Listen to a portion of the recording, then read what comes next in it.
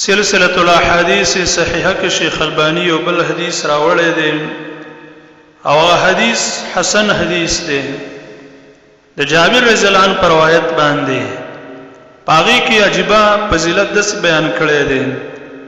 نبی صلی الله علیه وسلم وی افضل ایام الدنیا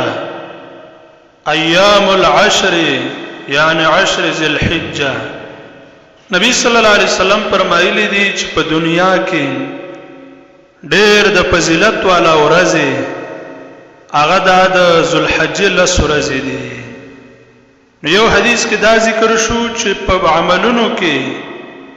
بهتر عمل د الله په نزد او الله ته خوښ عمل هغه دی چې په دې ورځو کې وکړي شي او دویم حدیث کې افضل ایام الدنیا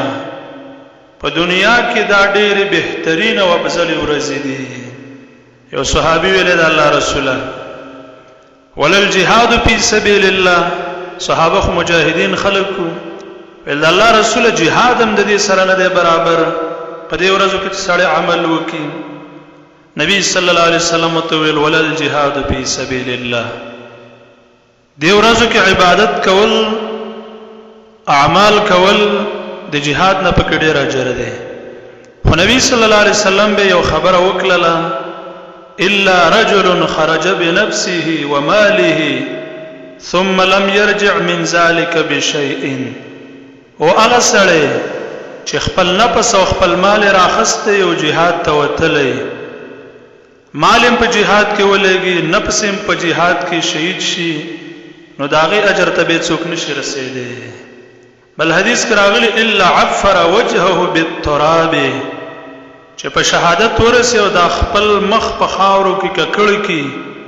ناغي ته خو څوک په عمل کې نشي رسیدي بهرحال د ورځو کې عمل او عبادت کول د الله په نسبت ډېر محبوب عبادت او عمل دی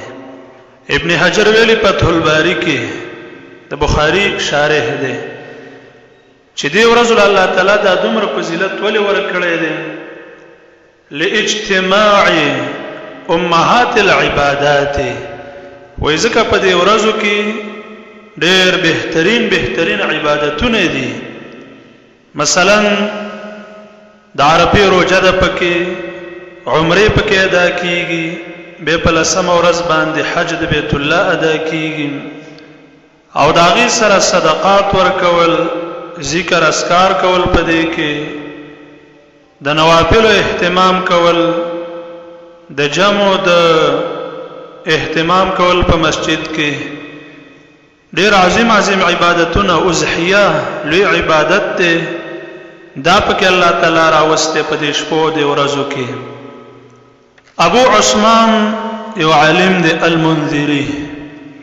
هغه وی سلف په د درې عاشورو ډېر اهتمام کاو د درې عاشورو یو باغی د رمضان د اخیری عشره ډېر زیات اهتمام کاو او شپې به رونولې او یو بسلف د ذوالحجه چې دا کم لس ورځې دي نو د دې ډېر زیات اهتمام کاو او دریم بسلف د محرم چې د اسلام اوله میاشته او دې په سیروستو راځي نو د محرم د دې لس عشره د دې ډېر زیات خیال ساته